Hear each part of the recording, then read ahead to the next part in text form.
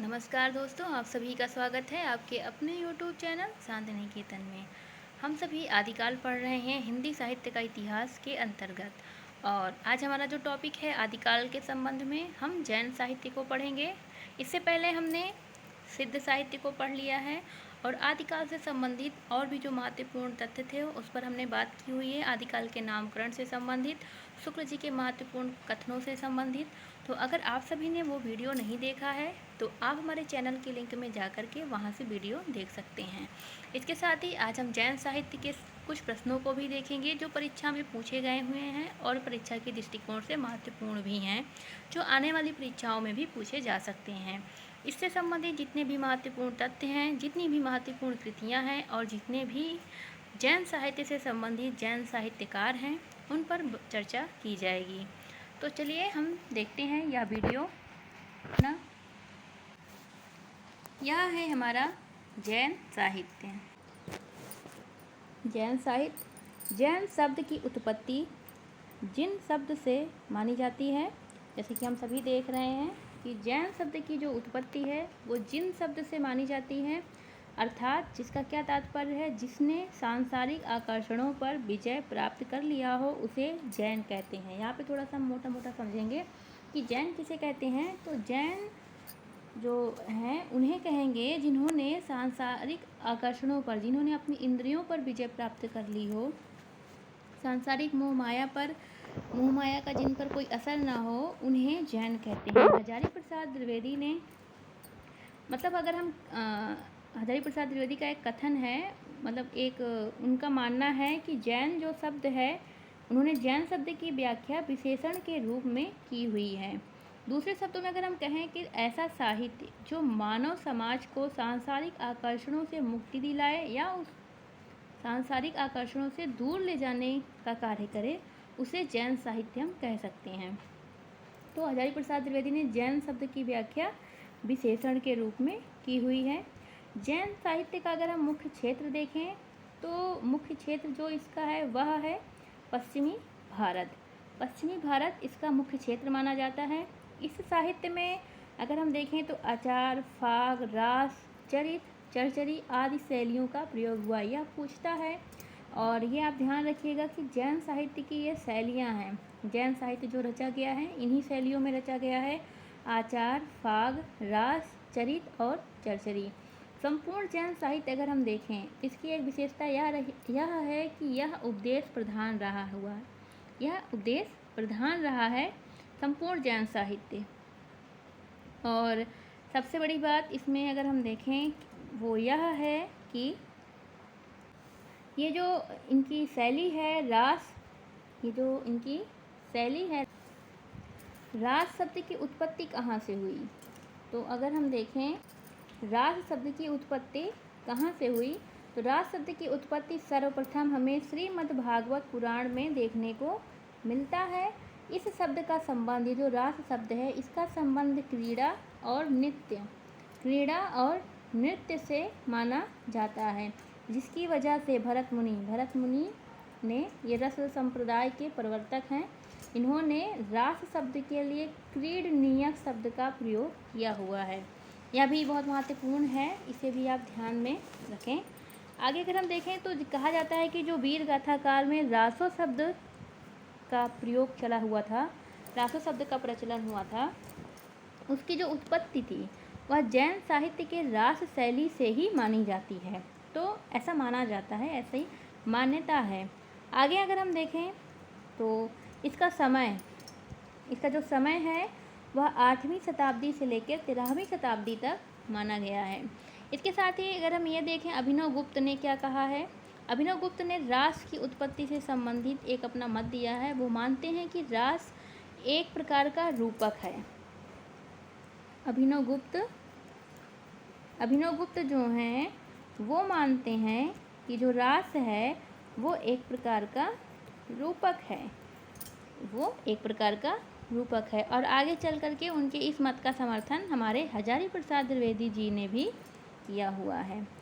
तो यह तो थी कुछ महत्वपूर्ण बातें। इसके साथ ही अब हम देखेंगे कि कि जो सर्वाधिक चरित काव्य किसमें लिखे गए, तो अगर हम देखें तो सर्वाधिक चरित काव्य जो हैं वो जैन साहित्य में ही लिखे गए हैं। सर्वाधिक चरित काव्य, चरित्र हमने देखा, चरित काव्य, चरित काव्य, चरित्र नहीं, चरित्र से ही चरित बना है, चरित काव्य। ये जो सर्वाधिक चरित काव्य जो हैं वो जैन साहित्य में ही लिखे गए हैं। जैन साहित्य का समय हमने बताया ही है कि 8वीं शताब्दी से लेकर 13वीं शताब्दी तक माना जाता है। हजारी प्रसाद द्विवेदी का एक बहुत ही महत्वपूर्ण कथन है जैन साहित्य के संदर्भ में। उनका मानना है कि अगर जैनों की रचनाओं के ऊपर से हम जैन विशेषण को हटा दें तो वे योगियों और तांत्रिकों की रचनाओं से बहुत भिन्न नहीं लगेंगी। वो इन्होंने ये बात कही है, बहुत ही महत्वपूर्ण कथन है, परीक्षाओं में पूछा भी जा जाता है और अक्सर हम समझ लेते हैं कि ये रामचंद्र शुक्ल का कथन है। तो ये ध्यान देने की बात है कि अगर इनका मानना है कि अगर इनकी अर्थात जैनों की रचनाओं के ऊपर से जैन विशेषण हटा दी जाए तो वे योगियों और तांत्रिकों की रचनाओं से बहुत भिन्न नहीं लगेंगी। यह जैनों के बारे में हजारी प्रसाद द्विवेदी ने अपनी बात कही है। आगे हम कुछ विशेषताएं देखेंगे जो जैन साहित्य की हैं। पहला क्या है, जैन साहित्य में हमें स्वांत सुखाय की भावना देखने को मिलती है। जैन साहित्य में हमें वसुधैव कुटुंबकम की भावना देखने को मिलती है। भाषा के रूप में अगर हम देखें तो 2 प्रकार की भाषा का प्रयोग हुआ है, साहित्यिक और लोक भाषा। इसके साथ ही अगर हम देखें तो छंद के रूप में छप्पय, दोहा, चतुष्पदी आदि छंदों का प्रयोग किया गया है। और इसके साथ ही खंड काव्य और प्रबंध काव्य यहाँ पर दोनों की प्रधानता रही है। दोनों ही प्रकार के ग्रंथ हमें देखने को मिलते हैं। यहाँ पर आधुनिक गद्य साहित्य में अगर हम देखें, आधुनिक गद्य साहित्य में जिस यात्रा वृत्तांत का स्वतंत्र विधा के रूप में वर्णन किया गया, उस यात्रा का आदि रूप, उस विधा का आदि रूप जो है हमें जैन साहित्य में ही देखने को मिलता है। तो हम मान सकते हैं कि यात्रा वृत्तांत स्वतंत्र विधा के रूप में जो वर्णित हुई आधुनिक समय में, उसका आदि रूप जो है, उसका आदि रूप हमें कहाँ पर देखने को मिलता है, जैन साहित्य में। उसका आदि रूप हमें जैन साहित्य में देखने को मिलता है। इसके साथ ही अगली जो विशेषता है वो क्या है कि राजाश्रित न होकर धार्मिक साहित्य। जैन साहित्य जो है वो राजाश्रित न होकर के धार्मिक रही है। इसके बाद क्या है, विविध भाषाओं को आधार बनाकर लिखा गया काव्य। विविध विषय रहेगा। विभिन्न प्रकार के विषयों को आधार बनाकर जैनों ने अपने साहित्य को, अपने काव्य को लिखा हुआ है। वहाँ पर विविध विषयों को आधार बनाकर काव्य लिखने की परंपरा चली हुई है। तो आगे हम देखें अगर, तो यहाँ पे शांत रस की प्रधानता है। इसके साथ ही करुण, श्रृंगार और वीर रस गौण रस के रूप में वहाँ देखने को मिलते हैं, उनका भी प्रयोग हुआ है। और गौण रस के रूप में ये नज़र आते हैं। अगर प्रधान रस के रूप में देखें तो शांत रस की प्रधानता है। तो यह तो थी कुछ मोटी मोटी विशेषताएं जैन साहित्य की। कुछ इम्पॉर्टेंट भी हैं। आप जैसे अगर बीए और एमए का एग्ज़ाम हो तो उसमें भी मतलब हम जैन साहित्य के बारे में जानते रहें, उनमें भी लिखने को आता है, तो आप ऐसे नोट डाउन करके वहाँ भी अपना मतलब वो विद्यार्थी भी लाभ उठा सकते हैं। तो उस हिसाब से हमने सबकी दृष्टि के अनुसार हमने अपना ये वीडियो बनाया हुआ है। तो चलिए, हमने विशेषताएं देख ली, जैन साहित्य के बारे में देख लिया। अब हम जैन साहित्य के प्रमुख कवियों को देखेंगे और एक एक कवि को हम अच्छे से समझेंगे। इसके पहले एक और टॉपिक है। एक और टॉपिक हमारा है जैन साहित्य के संदर्भ में। माना जाता है कि जैन साहित्य की शुरुआत किस कवि से मानी जाए, तो अब इतिहासकारों में इस बारे में मतभेद है। नगेंद्र जो हैं, डॉक्टर नगेंद्र का मानना है कि देवसेन की जो रचना है श्रावकाचार्य, देवसेन की रचना है श्रावकाचार्य, उससे उन्होंने जैन साहित्य की शुरुआत माना हुआ है। यह इसे हिंदी साहित्य का प्रथम ग्रंथ भी मानते हैं। नगेंद्र श्रावकाचार्य को हिंदी साहित्य का प्रथम ग्रंथ भी मानते हैं। आप इसे नोट डाउन कर लीजिए, यह परीक्षा के दृष्टिकोण से महत्वपूर्ण है। तो देवसेन की श्रावकाचार्य से नगेंद्र जैन साहित्य की शुरुआत मानते हैं और इसके साथ ही ये हिंदी साहित्य का भी प्रथम ग्रंथ इसे मानते हैं। दूसरे नंबर पे आते हैं डॉक्टर रमाशंकर शुक्ल रसाल। डॉक्टर रमाशंकर शुक्ल रसाल, इनका क्या मानना है भाई? इनका ग्रंथ है हिंदी साहित्य का परिचय। उसमें इन्होंने देवसेन की रचना जो श्रावकाचार है, इसी से ही इन्होंने जैन साहित्य की शुरुआत मानी है। अर्थात इन्होंने जो नगेंद्र ने माना हुआ है वह इन्होंने भी माना हुआ है। आगे अगर हम देखें, आगे कौन से विद्वान हैं भाई? आगे विद्वान हैं हमारे डॉक्टर राम कुमार वर्मा। डॉक्टर राम कुमार वर्मा, इनका मानना है कि जैन साहित्य की जो शुरुआत हुई वो स्वयंभू से हुई।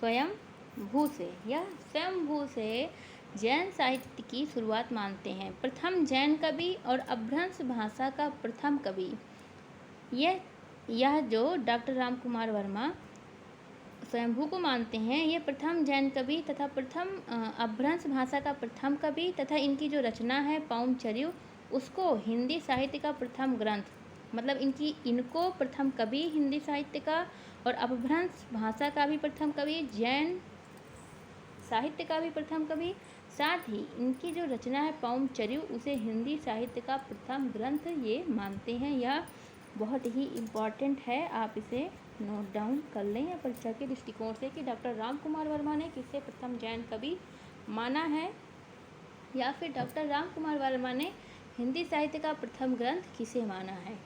तो यह बहुत ही महत्वपूर्ण है। अगर हम देखें इन सब की इतिहासकारों की बातों को ध्यान में रखते हुए देखें, तो अगर सर्वसम्मत ढंग से किसे माना गया है प्रथम जैन कवि, तो सर्वसम्मत ढंग से स्वयंभू को ही प्रथम जैन कवि के रूप में स्वीकार किया गया है। तो अगर हम देखें अपभ्रंश भाषा में जिस पद्धड़िया छंद का प्रयोग हमें देखने को मिलता है, उसके प्रवर्तक स्वयंभू ही माने जाते हैं, जबकि स्वयं स्वयंभू ने इसका प्रवर्तक जो है वो अपने पूर्ववर्ती कवि चतुर्मुख को बताया हुआ है। अब ये पद्धड़िया क्या है? पद्धड़िया छंद में क्या होता है कि 8-8 पंक्तियों पर धत्ता दिया जाता है, जिसके हम कड़वक कहते हैं। तो यह कुछ बातें थी। जैन कवि देख लेते हैं। जैन कवियों में हमारे स्वयंभू हैं, पुष्यदंत हैं, देवसेन हैं, शालिभद्र सूरी हैं, जोइंदू हैं, राम सिंह हैं, मेरुतुंग हैं, विजयसेन सूरी हैं, जिनदत्त सूरी हैं, कनकामर मुनि हैं, बहुत सारे कवि हैं। आगे हम धीरे धीरे देखेंगे कवियों को, उनकी रचनाओं को, उनसे संबंधित महत्वपूर्ण कथनों को। थोड़ा हम सीरियल देख लेते हैं। कुछ कवियों का सीरियल पूछता है। सबसे पहले अगर सीरियल लगाने को आए तो हमारे सरहपा आते हैं। सर्वप्रथम इनका समय है 769।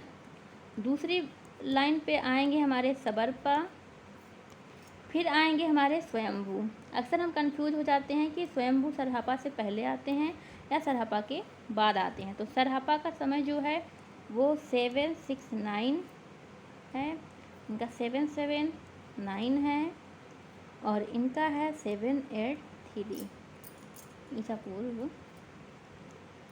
ये इनका समय है। स्वयंभू के बाद आते हैं हमारे कन्हपा।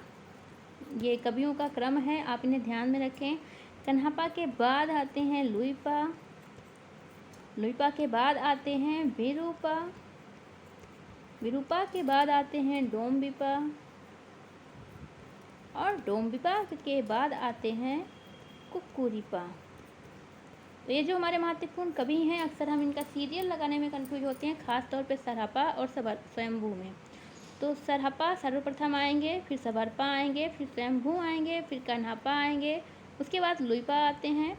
लुइपा के बाद विरूपा, फिर डोम्बिपा, उसके बाद कुक्कुरिपा आते हैं। कुक्कुरिपा का जो समय है वो 845 है। डोम्बिपा का जो समय है वो 840 है। विरूपा का जो समय है वो 830 ईस्वी है ईसा पूर्व। लुइपा का जो समय है वो 830 है। कन्हपा का समय 820 है। शंभू का हमने बताया ही कि 783। सबरपा का सबरपा का है 79। सबरपा का है 779 और सरहपा का है 769। तो यह सीरियल है कवियों का, जैन साहित्य के कवियों का। थोड़ा इसमें सिद्ध साहित्य भी हैं। जैन साहित्य यही है शंभू। तो चलिए अब हम अपने कवियों को देखते हैं एक एक करके और उनकी महत्वपूर्ण उनसे संबंधित बातों को भी।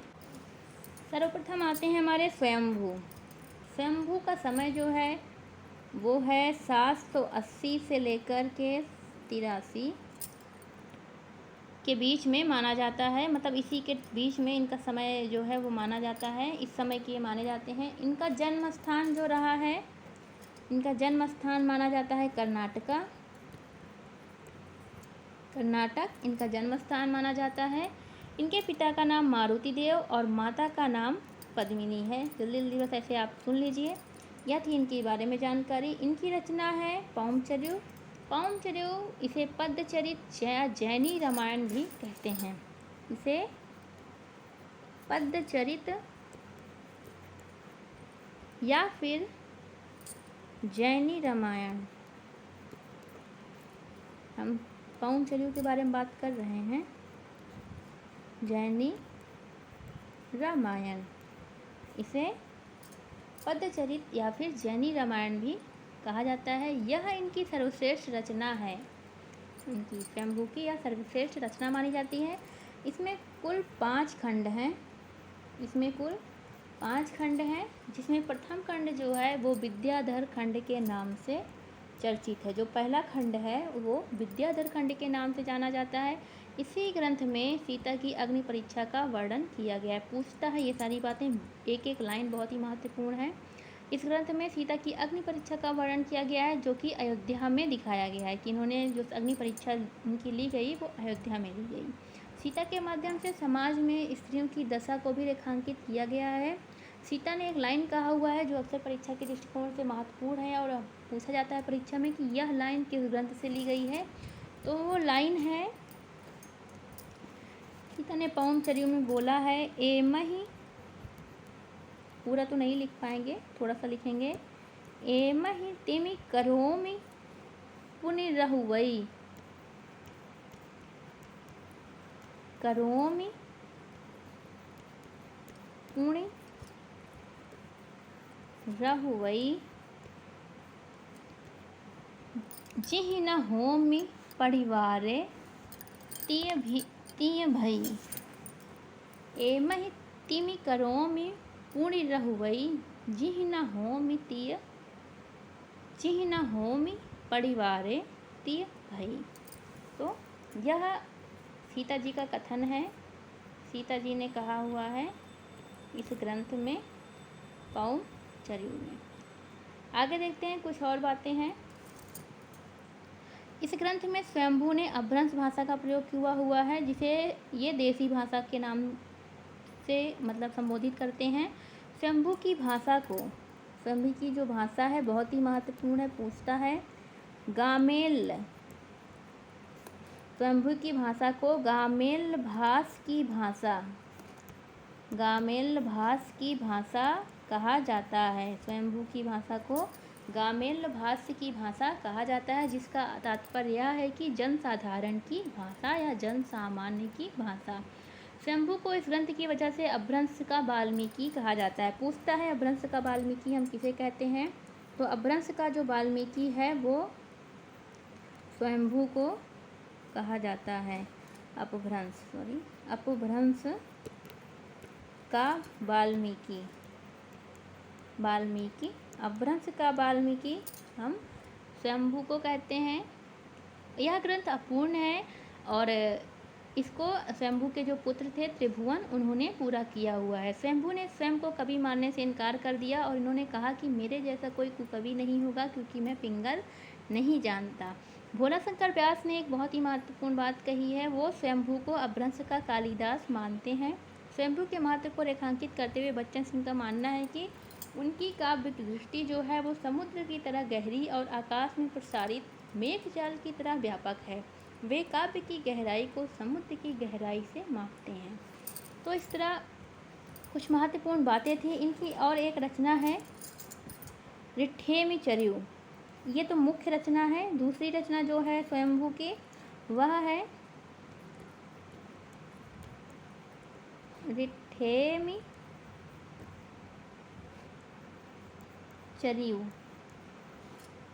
ऋथेमचर्यु, जिसे हरिवंश पुराण भी कहते हैं, इसमें कृष्ण और सीता की कथा कही गई है। तीसरी जो रचना है स्वयंभू की, वह है स्वयंभू छंद। स्वयंभू छंद। चौथी रचना है पंचमी चर्यु। पंचमी चर्यु। पंचमी चर्यु। अगली रचना क्या है? पंचमी चर्यु। तो स्वयंभू की रचनाएं हैं पौम चर्यु, टिठेमी चर्यु, स्वयंभू छंद और पंचमी चर्यु। यह बहुत ही महत्वपूर्ण है परीक्षा के दृष्टिकोण से। स्वयंभू से संबंधित जितनी महत्वपूर्ण बातें थी और उनकी जितनी महत्वपूर्ण रचनाएं थी हमने बता दिया है। आगे हमारे दूसरे कवि हैं पुष्यदंत। हमारे दूसरे कवि कौन है? पुष्यदंत। इनकी रचना को हम देखेंगे, उससे पहले इनके बारे में देखते हैं। इनका जो समय है वो है 10वीं शताब्दी। समय है 10वीं शताब्दी। स्वभाव से अक्खड़पन लिए होने के कारण इन्होंने स्वयं को जो है अभिमान मेरु कहा हुआ है। ये पहले शैव थे, लेकिन बाद में इनके आश्रयदाता ने अनुरोध किया तो ये जैन हो गए। वाल्मीकि और व्यास पर इन्होंने जनता को गुमराह करने का आरोप लगाया हुआ है। इसके साथ ही पुष्यदंत को भोला शंकर व्यास ने अपभ्रंश भाषा का माघ, अपभ्रंश भाषा का भारवी, अपभ्रंश भाषा का बाण और अपभ्रंश भाषा का भवभूति कहा हुआ है। इन्हें अपभ्रंश भाषा का माघ कवि, महाकवि जो थे, भारवी,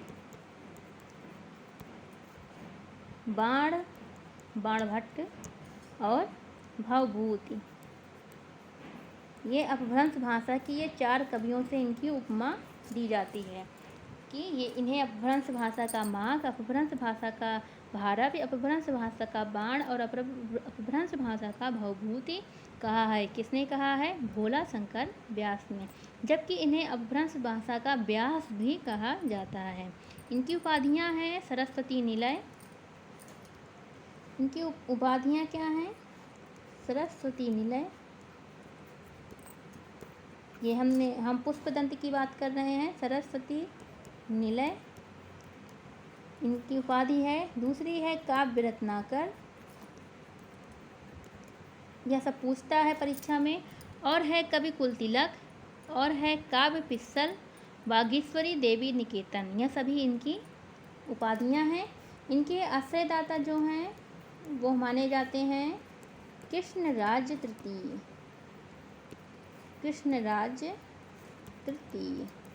कृष्णराज तृतीय इनके आश्रयदाता माने जाते हैं। तो यह तो पुष्यदंत के बारे में बात थी। अब पुष्यदंत की हम रचना देखेंगे। रचना है इनका, पहली रचना है महापुराण। इसे जैन पुराण भी कहते हैं। यह इनकी सर्वश्रेष्ठ रचना मानी जाती है, जिसमें 62 महापुरुषों का वर्णन किया गया है। यह जो इनकी रचना है वो राम कथा पर आधारित है। यह बहुत ही ज़्यादा पूछता है परीक्षा में। इनकी रचना राम कथा पर आधारित है। इसमें राम की माता का नाम सुबला और इनकी 8 पत्नियों का वर्णन है। साथ ही मंदोदरी को सीता की माँ बताया गया है। इस ग्रंथ में इन्होंने मंदोदरी को सीता की माँ बताया है और राम की माँ का नाम सुबला बताया गया है और इनकी 8 पत्नियों का वर्णन है। शिव सिंह सेंगर ने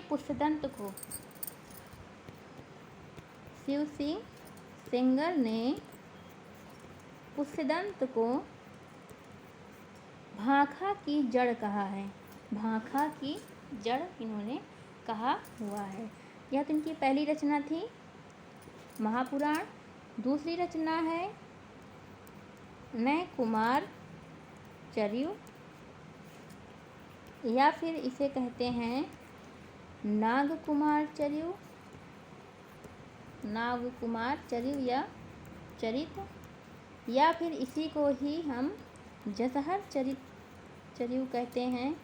एक ही रचना के नाम हैं और कभी कभी अलग नाम दे देता है और हम समझ नहीं पाते। इसी को ही हम यशोधरा चरित भी कहते हैं। तो एक ही ये रचना के नाम हैं सारे।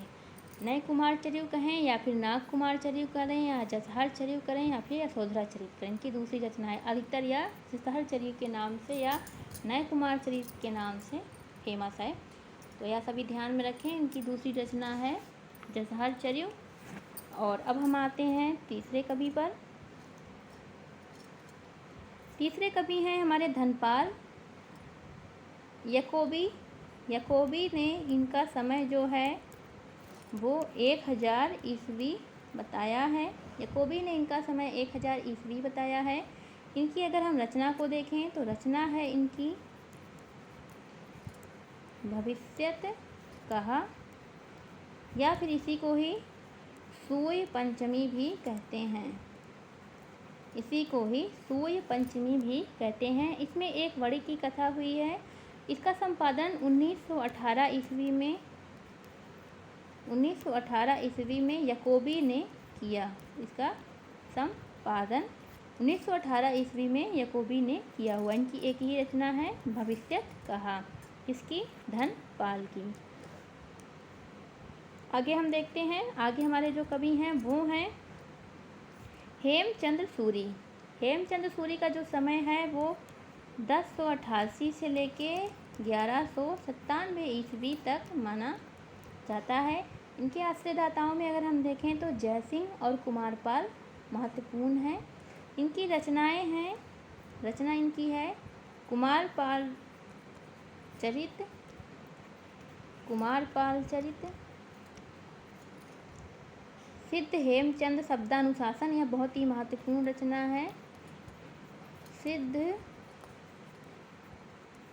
हेमचंद शब्दानुशासन इम्पॉर्टेंट रचना है, मोस्ट इम्पॉर्टेंट रचना है ये। देसी नाम माला, देसी नाम माला, देखिए थोड़ा आप इसे समझ लीजिएगा। देसी नाम माला। आगे है कालिकाचार्य, आगे है आप सुनते रहिए द्व्याश्रव्यचार्य। अगला है छंदोनुशासन, यह भी महत्वपूर्ण है। प्राकृतानुशासन, त्रिषष्टि शलाका पुरुष चरित। आगे अंतिम है देसी नाम माला कोश। एक है देसी नाम माला, दूसरी है देसी नाम माला कोश। ये सभी रचनाएं महत्वपूर्ण हैं। फिर से सुन लीजिए, कुमारपाल चरित, सिद्ध हेमचंद शब्दानुशासन, तीसरी है देसी नाम माला, कालिकाचार्य अगली है द्व्याश्रव्य काव्य, अगली है छंदोनुशासन, इसके बाद है प्राकृतानुशासन, इसके बाद है त्रिषष्टि शलाका पुरुष चरित, इसके बाद है देसी नाम माला कोश। यह सभी रचनाएं हैं।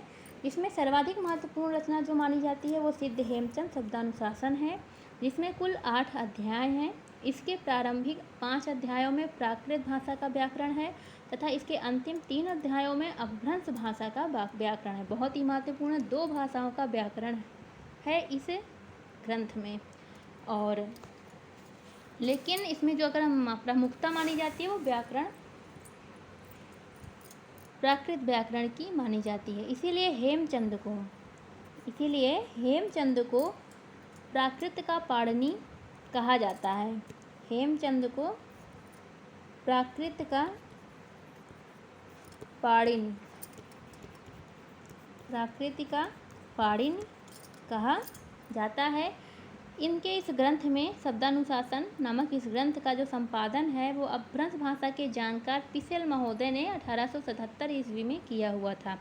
हजारी प्रसाद द्विवेदी ने पिसेल महोदय को अपभ्रंश का पाणिनि कहा था। हेमचंद को जो इनकी रचना है कालिकाचार्य, इसकी वजह से इन्हें कलिकाल सर्वज्ञ नामक उपाधि भी दी गई है।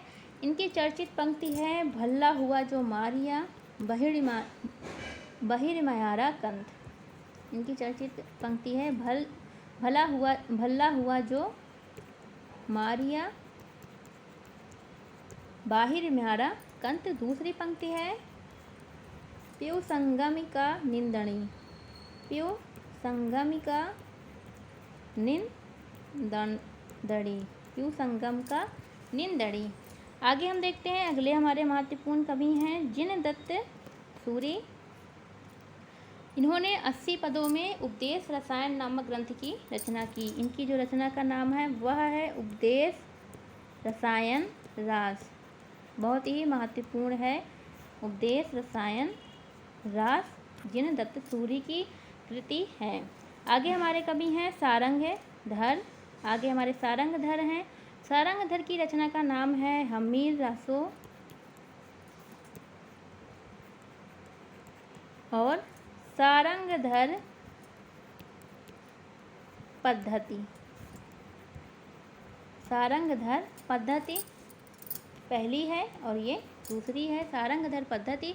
सारंगधर पद्धति को नीति एवं सूक्ति परक प्रथम ग्रंथ माना जाता है। राहुल संस्कृत्यायन ने हमीर रासो को जज्जल की रचना बताया हुआ है। हजारी प्रसाद द्विवेदी हमीर को अमीर शब्द का विकृत रूप मानते हैं। शुक्ल जी ने प्राकृत प्रकलम नामक ग्रंथ में राजा हमीर से संबंधित 2-4 पदों के आधार पर हमीर रासो ग्रंथ का स्वतंत्र अस्तित्व स्वीकार किया हुआ है। तो इस तरह यह सारंगधर और उनकी दोनों कृतियों के संबंध में कुछ बातें थी। आगे हमारे महत्वपूर्ण कवि हैं सोमप्रभु सूरी। सोमप्रभु सूरी की रचना है कुमार पाल प्रतिबोध। कुमार पाल प्रतिबोध सोमप्रभु सूरी की महत्वपूर्ण रचना है, जो कि गद्य पद्यमय है। गद्य और पद्यमय है यह रचना। आगे हम देखते हैं, आगे हमारे कवि हैं मेरुतुंग। मेरुतुंग की रचना का नाम है प्रबंध चिंतामणि। मेरुतुंग की रचना का क्या नाम है? प्रबंध चिंतामणि। इसका समय है 1304 ईस्वी। इसमें कुछ दोहे राजा मुंज के बताए जाते हैं। कुछ दोहे जो हैं वो राजा मुंज के लिखे हुए बताए जाते हैं। आगे जो हमारे कवि हैं उनका नाम है जोइंदू। आगे हमारे जो कवि हैं उनका नाम है जोइंदू। जोइंदू की रचना है परमात्म प्रकाश और दूसरी रचना है योग सार। बहुत ही महत्वपूर्ण है परीक्षा के दृष्टिकोण से, हमेशा परीक्षाओं में पूछा गया है। और इनका जो समय है वो 10वीं शताब्दी बताया गया है। इनका जो समय है वो 10वीं शताब्दी है। जोइंदू को हिंदी साहित्य में दोहा काव्य परंपरा का आरंभकर्ता भी माना जाता है। तो इस तरह से यह बात भी महत्वपूर्ण है, ध्यान देने योग्य। अगले कवि हैं कनकामर मुनि। कनकामर मुनि की रचना जो है वो मानी जाती है करकंड चर्यु। कनकामर मुनि की प्रथम रचना मानी जाती है, महत्वपूर्ण रचना। इन्होंने इसमें अपने से पूर्ववर्ती कवियों का वर्णन किया हुआ है। तो यह थी इनके बारे में बातें। आगे हैं हमारे कवि राम सिंह। राम सिंह की रचना है पाहुण दोहा। राम सिंह की रचना है पाहुण दोहा। पाहुण दोहा का अर्थ होता है दोहों का उपहार। इस ग्रंथ में इंद्रिय सुख और अन्य सांसारिक सुखों की निंदा की गई है। कभी कभी पूछा है कि इस ग्रंथ में का विषय क्या है, तो उस दृष्टिकोण से भी यह महत्वपूर्ण है। यह रचना भी बहुत ही ज़्यादा महत्वपूर्ण है, आप इसमें ध्यान में रखें। आगे हम देखते हैं, आगे हमारी जो रचनाकार हैं वह है शालिभद्र सूरी, जिनकी रचना है भारतेश्वर बाहुबली रास। बहुत ही ज़्यादा महत्वपूर्ण रचना है शालिभद्र सूरी की भारतेश्वर बाहुबली रास। इन्होंने भारतेश्वर बाहुबली दास ने 1184 ईस्वी में इस ग्रंथ को रचा था, 1184 ईस्वी में, और जिसे गणपति चंद्र गुप्त ने हिंदी साहित्य की प्रथम रचना स्वीकार किया हुआ है। और इन्होंने शालिभद्र सूरी को हिंदी साहित्य का प्रथम कवि माना है। किसने? गणपति चंद्र गुप्त ने हिंदी साहित्य की प्रथम रचना भारतेश्वर बाहुबली दास को, और हिंदी साहित्य का प्रथम कवि जो है वो शालिभद्र सूरी को माना हुआ है। और इन्होंने हिंदी साहित्य की शुरुआत भी 1184 से माना है। किसने? गणपति चंद्र गुप्त ने। इस ग्रंथ में 2 सगे भाइयों का वर्णन है, भरत और बाहुबली। इनकी वीरता का वर्णन है और इनके पराक्रम का वर्णन है। इस ग्रंथ को खंडकाव्य के रूप में स्वीकार किया जाता है। इस ग्रंथ को भारतेश्वर इस ग्रंथ को खंडकाव्य के रूप में स्वीकार किया जाता है। शालिभद्र सूरी के गुरु का जो नाम था वह नाम था ब्रजसेन सूरी। इन्होंने भी 1168 ईस्वी में भारतेश्वर बाहुबली धीर रास के नाम से ग्रंथ लिखा था। हरिश्चंद्र वर्मा ने हिंदी साहित्य की जो शुरुआत इन्हीं से मानी है, और हिंदी का प्रथम कवि ये ब्रजसेन सूरी को मानते हैं और उनकी रचना को प्रथम रचना मानते हैं। इसी ग्रंथ में, जो उनके गुरु का ग्रंथ था भारतेश्वर बाहुबली धीर रास, उसमें रास छंद का प्रयोग किया गया है। तो आगे हम देखें तो पहला ग्रंथ हमने देखा शालिभद्र सूरी का, कौन सा है, भारतेश्वर बाहुबली रास। आगे दूसरा जो इनकी रचना है वह है बुद्धिरास,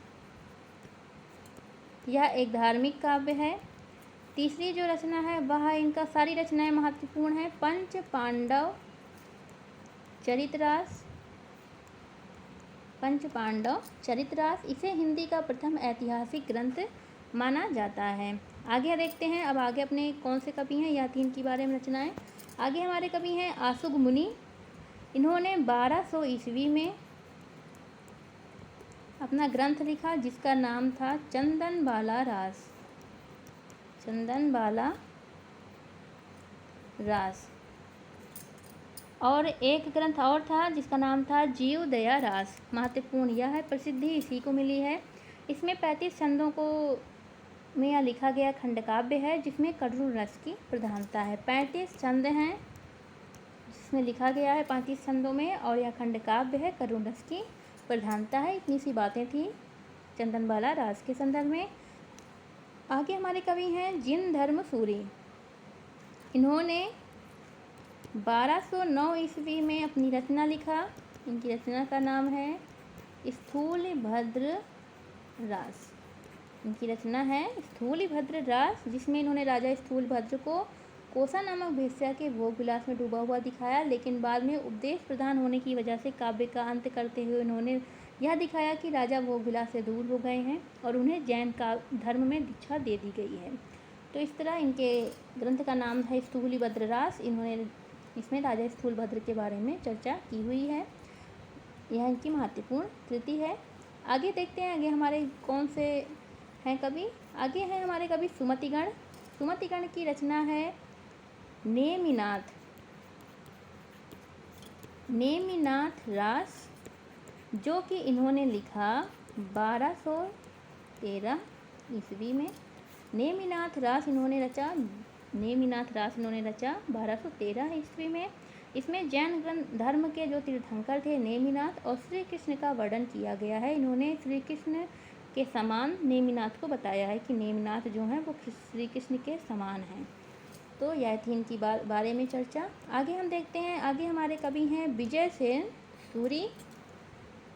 इन्होंने 1231 ईस्वी में रेवंतगिरी रास, रेवंतगिरी रास, रेवंतगिरी रास नामक ग्रंथ की रचना की 1231 ईस्वी में विजय सेन सूरी ने। और इसमें, इस ग्रंथ में जो है वो 4 कड़वक हैं। और इस ग्रंथ में जैन धर्म से प्रमुख जो पर्वत है जैन धर्म का, गिरनार, और वहाँ पे स्थित नेमिनाथ की प्रतिमा और उनके जो मंदिरों का जीर्णोद्धार हुआ उस कथा का उन्होंने वर्णन किया हुआ है। इस ग्रंथ के माध्यम से यात्रा संघ का आदि रूप शुरू हुआ था। तो यह थी कुछ महत्वपूर्ण बातें। अगले हमारे कवि हैं विनय चंद्र सूरी। इन्होंने 1200 ईस्वी में, कौन से इनका ग्रंथ का नाम था, इनका ग्रंथ का नाम था नेमिनाथ चौपाई, नेमिनाथ चौपाई, नेमिनाथ चौपाई नामक इन्होंने ग्रंथ लिखा। सर्वप्रथम 12 मासे का वह जो वर्णन है वो चौपाई छंद में इसी ग्रंथ में दिखाया गया है। सर्वप्रथम 12 मासा का वर्णन चौपाई छंद में, अगर पूछे एग्जाम में कि किस ग्रंथ में लिखा गया है तो इसी ग्रंथ के माध्यम से किया गया है। सर्वप्रथम 12 मासे का वर्णन चौपाई छंद के माध्यम से। तो यह थे जैन साहित्य के प्रमुख महत्वपूर्ण कवि। अब हम देखेंगे जैन साहित्य से संबंधित उनके, यह थे जैन साहित्य के महत्वपूर्ण कवि। आगे हम देखेंगे जैन साहित्य के संबंधित प्रश्न और देखते हैं जैन साहित्य का जो प्रश्न है। पहला प्रश्न है हमारा, सॉरी यहाँ जैन होगा, नहीं सॉरी यहाँ हमने तो उत्तर ही बता दिया। यहाँ होगा किस साहित्य में, किस साहित्य में, यहाँ पे थोड़ा मिसप्रिंट हो गया है। किस साहित्य में सर्वाधिक चरित काव्य रचे गए। हमारे ऑप्शन हैं सिद्ध साहित्य, ऑप्शन बी नाथ साहित्य, ऑप्शन सी जैन साहित्य, ऑप्शन डी रासो साहित्य। तो अगर हम देखें तो अभी हमने पढ़ा हुआ था कि जैन साहित्य में सर्वाधिक चरित काव्य की रचना की गई है। अगला हमारा प्रश्न है,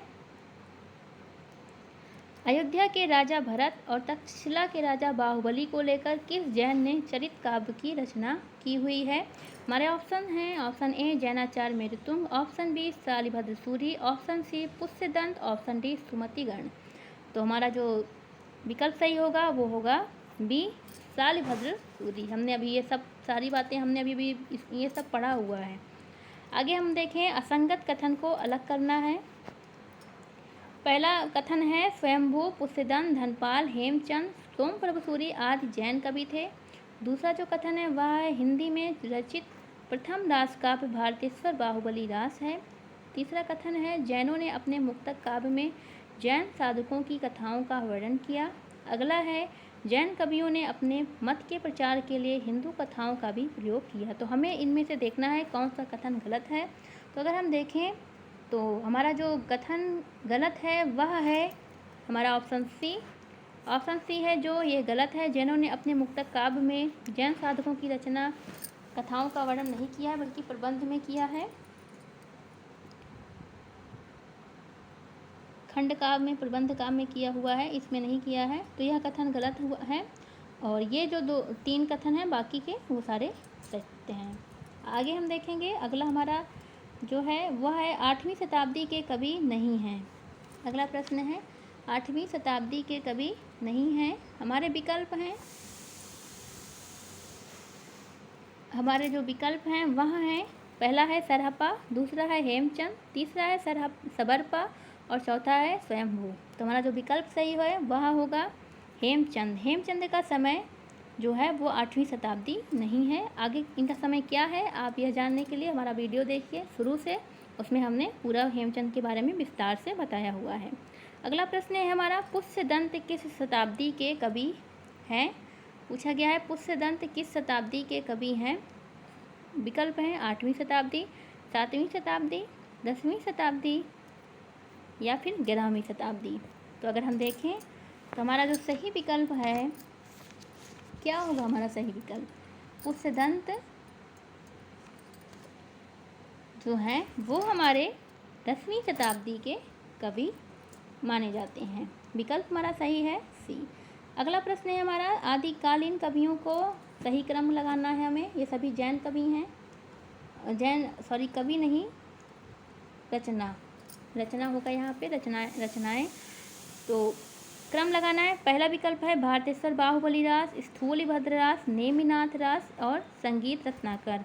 ऑप्शन बी है स्थूलिभद्र रास, नेमिनाथ रास, संगीत रत्नाकर, भारतेश्वर बाहुबली रास। ऑप्शन सी है नेमिनाथ रास, स्थूलिभद्र रास, भारतेश्वर बाहुबली रास, संगीत रत्नाकर। डी है संगीत रत्नाकर, भारतेश्वर बाहुबली रास, स्थूलिभद्र रास या फिर नेमिनाथ रास। इसमें हमें बताना है कि हमारा कौन सा कथन सही है, अर्थात आदिकालीन जो रचनाएं हैं उनका कौन सा क्रम